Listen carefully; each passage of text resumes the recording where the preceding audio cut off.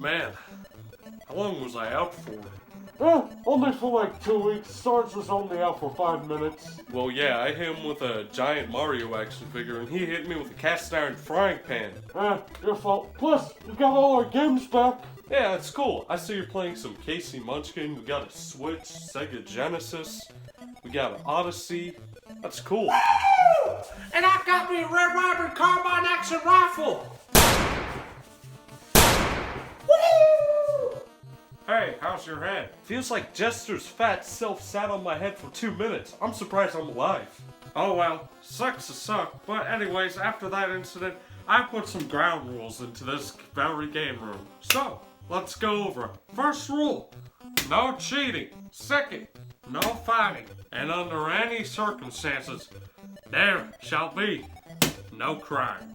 Got it? Anyways, old man, get your saggy, wrinkly swamp crack off the bed. I'm gonna play some Nintendo 64. Over my dead body. You're about to be dead if you don't get your butt off this bed. You've been playing that since we were knocked out. No. Woo! Bullseye!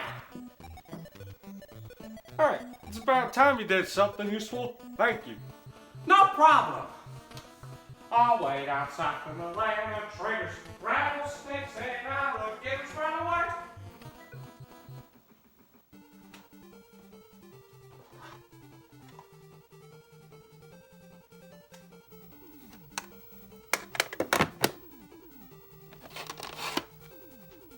September.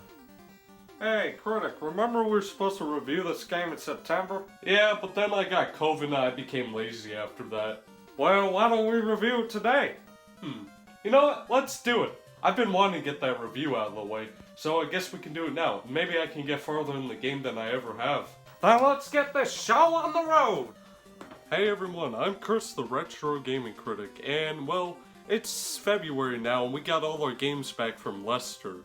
And if you guys remember, when it was August time, I got infected with COVID, so I couldn't get a review out that month. So I was supposed to do one the next month, which was September, but I kind of became lazy after I got off COVID, and I didn't really have any motivation at all for making videos. But now, let's knock this game out. I've been wanting to get the review out this way for this game, and today I think it's a great time to do it. So let's get into it. Let's take a moment to appreciate this artwork. This is probably one of the coolest NES artwork covers. I mean, just look at it. It's right up there with other covers like Mega Man 2 or Battletoads. Now let's pop it into the Nintendo and see what this game can do.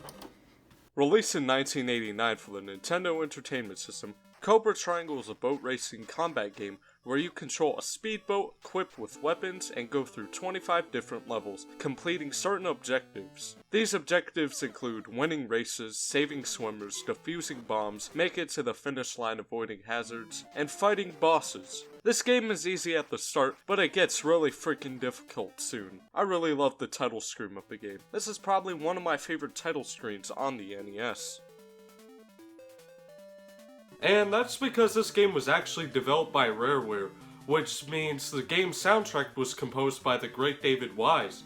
David Wise was known for making the soundtracks for games like Banjo-Kazooie, Donkey Kong Country, Battletoads, and even Marble Madness he helped with, so this is a great sign for the game.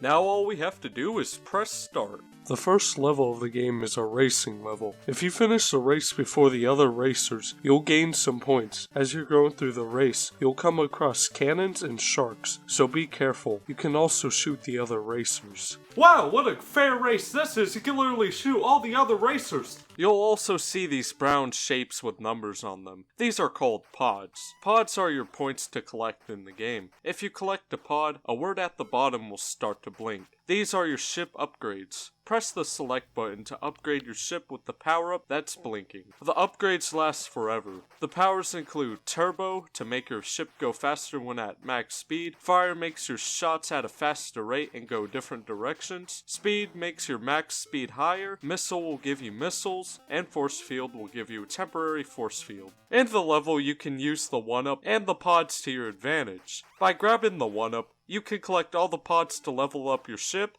die, and do it again without losing a life. The only life you will use is the one you obtained from the 1-up. You'll want to max out Turbo, which takes 1 pod, upgrade Fire 4 times to get Split Fire, max out Missile, which takes 4 pods, and make sure your Force Field is on ready. You'll need it for a level coming up later. Now, you can max out your whole boat in this game, but personally, I don't recommend that, especially your speed, because you're not going to want to be too fast on one of the levels. Now, you may be thinking, this is a racing game, you want to be as fast as you can. Well, some levels you're gonna want to slow down, trust me. On the second level, you will have to dispose of naval mines. You must pick up a bomb and bring it to the other side and detonate it. But another boat will be trying to stop you, so you'll have to swerve around so it doesn't take the mine away from you. Remember to also be careful about the cannons. And I've actually gotten really good at this level, so beating this level can be a breeze for me. But remember, practice makes perfect. The next level is a bonus stage where you can collect pods and lives. You need to jump over the ramps and aim into the pods to collect it. This level is an easy way to upgrade your ship. There's also mystery items. If you jump into them, you'll either get one of the pods, a 1-up, or take damage. If you're going too slow, an electric wave will catch up to you and hurt you. If you're going too fast, you'll catch up with the electric wave. The next level after that is also easy, if you have the powers I said to get. If not, this level will be your worst nightmare. You have to save 8 swimmers from being abducted by the ships. Your split fire will do the work. Just keep turning and firing to destroy the ships that are coming to steal your swimmers. But you'll also have this UFO that comes onto the screen. It shoots you and stuns you for a second with a missile, allowing the boats to take a swimmer and sail away. You have to do this for a whole minute, and it can be really tiring for your hand.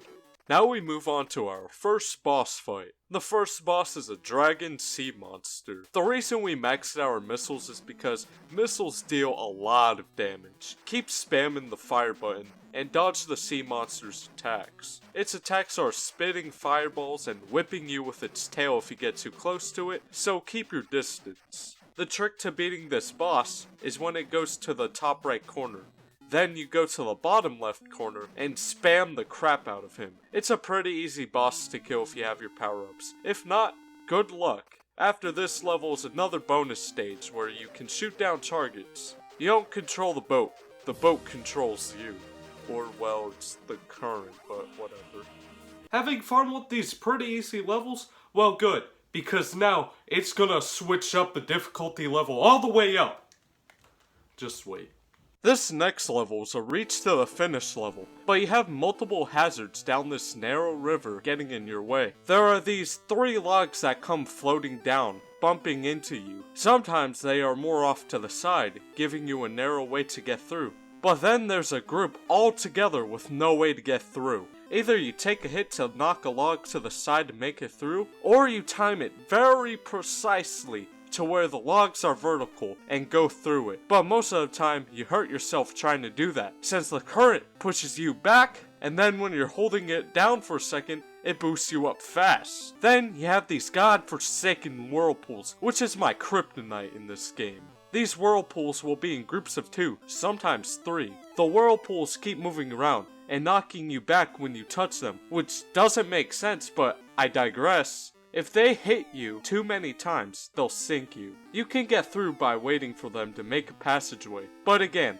the current will hold you back, and then boost you up when the pools are closed. To make things worse, there are also cannons shooting at you, and also planes. I used up my lives at this level, but luckily, the game gives you 2 continues. Now, you can tell it's a late 80s game by Rare. They always had a theme with limited continues and ramping up difficulty. I was able to get through it. It's a bit easier once you get used to it.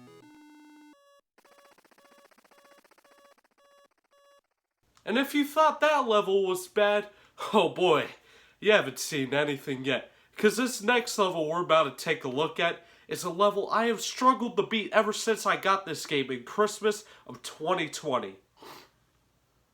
The waterfall levels.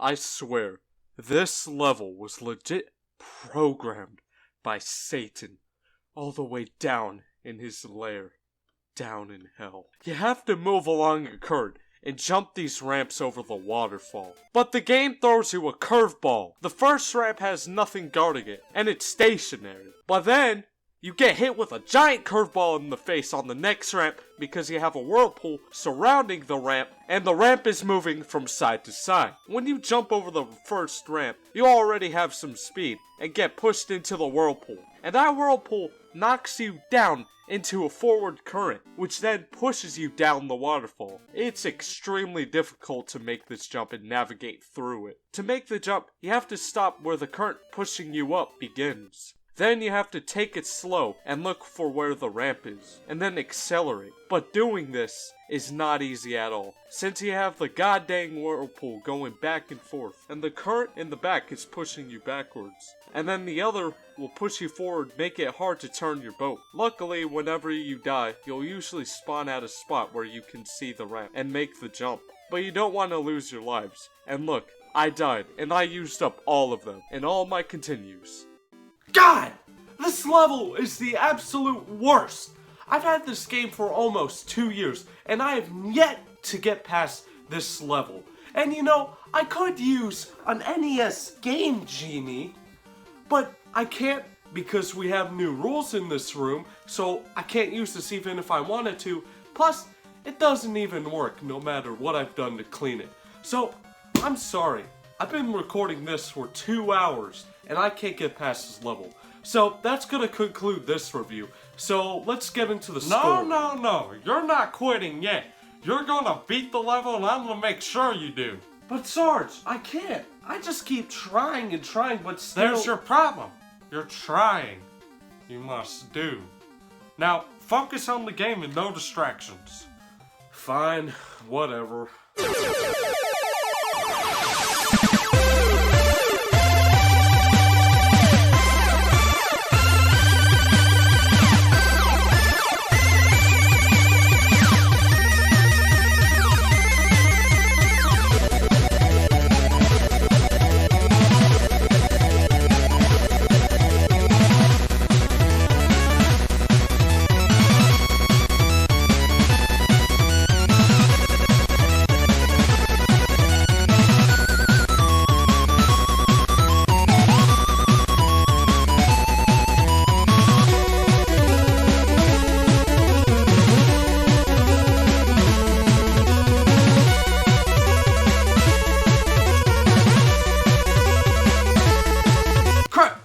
I was so close. Slow down, you're rushing. I know you gotta get there before the time runs out, but trust me, you have enough time. So, just calm down, you'll be there.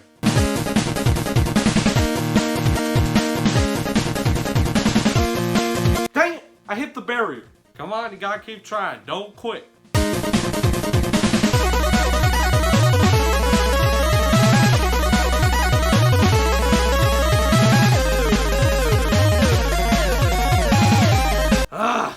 The current keeps pushing my boat off.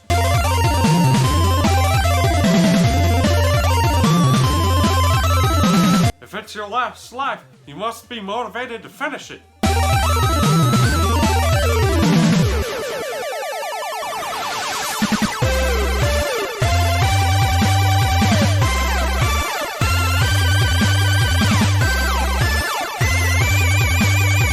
Yes!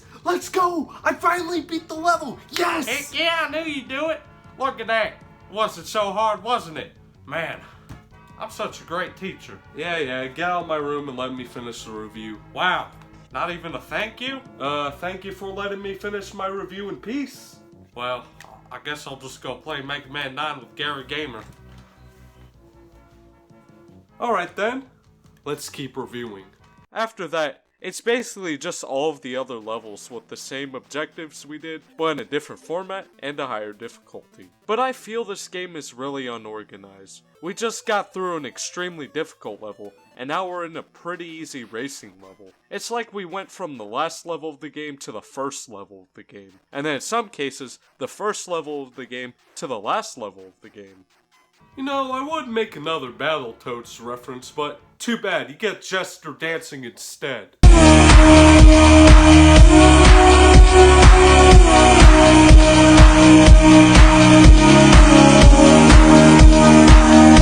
So this next level is another racing level with a bit more challenge. The river is more narrow, meaning you can bump into the barriers easier, and cannons can have a higher chance of hitting you. And there are also these ramps that launch you out of the river if you accidentally run into it while driving. The hardest part of the level is at the end. You go through this super narrow river with cannons all on the side. You must keep spamming your missile to get rid of these cannons so they don't kill you, but it's not that difficult. Next level is another boss fight. This time you're going against a giant crab. This crab will shoot plasma bombs at you and will try pinching you with its claws. The easiest way to defeat this boss without dying is to go to the top right corner and keep shooting the missiles. The crab isn't able to turn around. It will still be able to shoot its plasma beams, but most of the time it will miss. Just in case, just drive up and down to avoid the plasma beams. After that is just another shoot the targets bonus stage. You know the drill. Furthermore is another disposal of the mines level. It's way more difficult though. You have an island in the middle with cannons and you have these two boats trying to get the mine back from you. What's annoying is that whenever you dispose of the mine and drive back where the naval mines are, the boats run into the island and stay there until you drive back up, and then they just snatch the mine from you. Man, what a troll this is! So those few levels we did were pretty easy. But get ready for the biggest curveball of your life. Next, we're going to the Blizzard level, which is known as the hardest level in the game. It's another reach the finish level, but this one has icebergs throughout the river. The icebergs pop out the water and try to kill you. You can see where they are coming from thanks to the bubbles, but the end of the level is where your problems really kick in. These icebergs keep popping up faster than ever. You need to have the force power up to get through this. And the worst thing is, I used my force field at the wrong time, but luckily whenever you die you get a few seconds of invulnerability. Next level is another race to the finish level. It's quite the same as the last one, but you have ramps that send you flying to your death. And there's more cannons. But sadly, this level is what ends this review. You need to have at least 2 speed upgrades to beat this level. Why? Well, there's a ramp you have to jump on over an area of land to complete the race. If you don't have 2 speed upgrades, you won't make it. Your boat is not fast enough. I'm done. See, I'm not doing the waterfall and blizzard levels again. So, my patience has just ran out for today to try to beat this level some more. But, it's not ending on a bad note. I did beat the waterfall level, which I've been trying to do for almost 2 years now. And, luckily, I got past the blizzard level my first try, which is actually really cool. So, that concludes this game review, so I guess now we'll get on to the scoring. For those of you who are new to this series, here's the score system. Games that have no story will be scored as following. The graphics are scored 0 to 10, music and audio 0 to 20, replay value 0 to 25, gameplay 0 to 30, and controls 0 to 35. This all adds up to 120 points total. I give the graphics and visual appearance of Cobra Triangle a 10 out of 10. The models in the game are very nice, and adds up very well to late NES graphical standards. I give the music and audio of Cobra Triangle an 18.5 out of 20. The music in Cobra Triangle is pretty good. The only problem is the music doesn't come on until later in the level. I give the replay value of Cobra Triangle an 18.5 out of 25. The replay value is quite nice. Trying out different routes to beat the game can be pretty fun and a new challenge, and it's pretty fun to aim for a new high score. I give the gameplay and features of Cobra Triangle a 23 out of 30. The gameplay in Cobra Triangle could have been better. While the game is fun, at times it's a little repetitive, and especially on more difficult to beat levels. The level where you jump over the waterfalls is the most frustrating experience in the world. I found that to be more challenging than the iceberg levels, which people deemed as the hardest level in the game. Which, don't get me wrong, the iceberg level is still ridiculous. I only beat it first try out of pure luck. Finally, I give the controls of Cobra Triangle a 30 out of 35. The controls of Cobra Triangle are pretty nice and feel very responsive. Alright, with all points added up, we get the total score of 100 out of 120, giving the game an 83% and the letter grade of a B. So yeah, ladies and gentlemen, that does conclude this episode of the Retro Gaming Critic. Cobra Triangle is a really fun game. It's just really hard and takes some practice to really master this game. I'm happy that I finally got past that waterfall level and that I got past the blizzard level my first try. This game just requires a lot of patience and a lot of trying.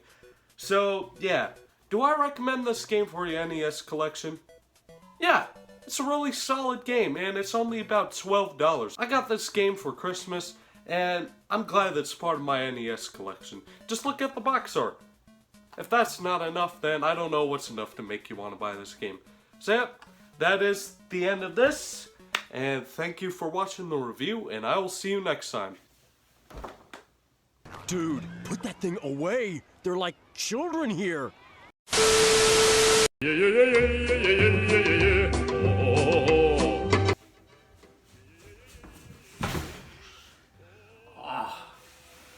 Well, that was nice.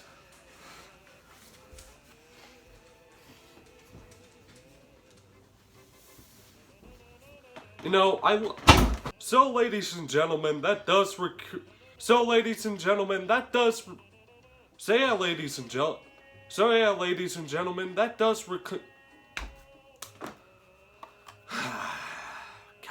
So yeah, ladies and gentlemen, that does